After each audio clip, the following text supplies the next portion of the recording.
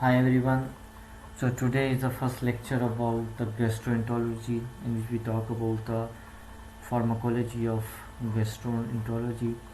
So in that pharmacology, I would like to talk about the mostly PPI, proton pump inhibitor.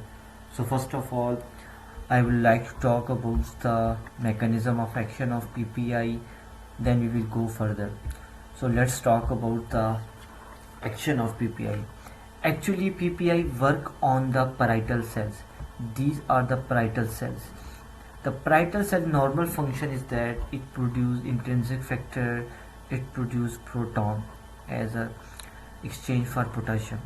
So parietal cell produce intrinsic factor and proton. So intrinsic factor is responsible for vitamin B12 absorption, and proton is responsible for making HCl, and that HCl also help in the absorption of vitamin B12. So this is the normal physiology of the parietal cell.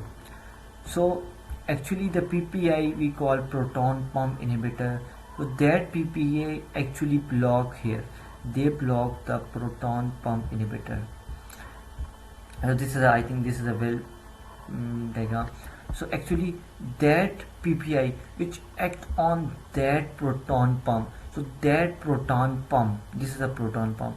They don't allow, after PPI they don't allow the potassium hydrogen to come into the luminal site, and they don't allow the proton to come from the cell outside the cell, and from the proton from the extra to the intra.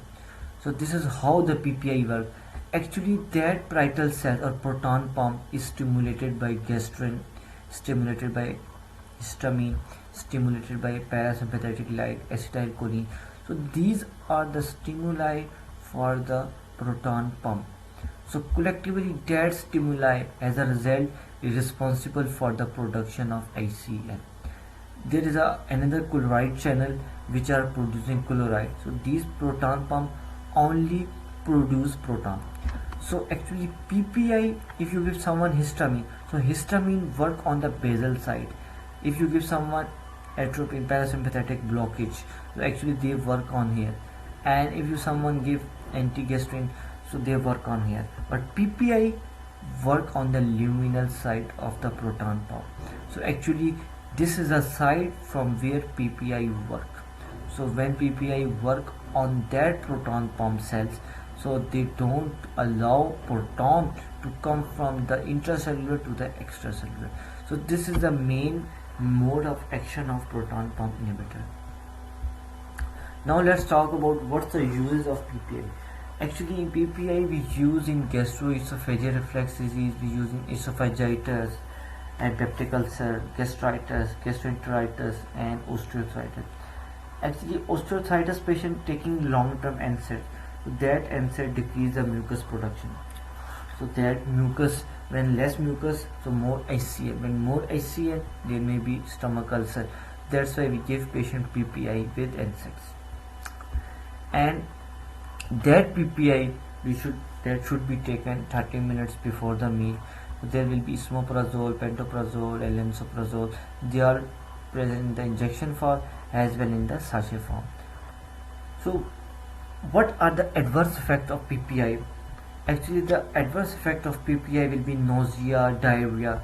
So actually the diarrhea, if someone is taking PPI and the bacteria which are cause diarrhea, we call that diarrhea we call Clostridium difficile bacteria, which can cause diarrhea if someone is taking PPI.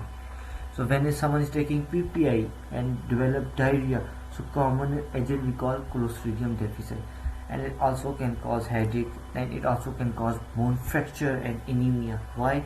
Because there is no vitamin B12, and they also disturb the metabolism of iron, also calcium. So anemia, bone fracture will be happen if someone is taking PPI. Why? Because there is no absorption of vitamin B12, no absorption of iron or calcium. So they lead to bone fracture, and patient can be complaining of bone pain. So actually these all are the main adverse effects of PPI, proton pump inhibitor. So I hope so you understand the pharmacology of PPI. So inshallah my next lecture I will talk about further pharmacology of gastroenterology. Thank you so much.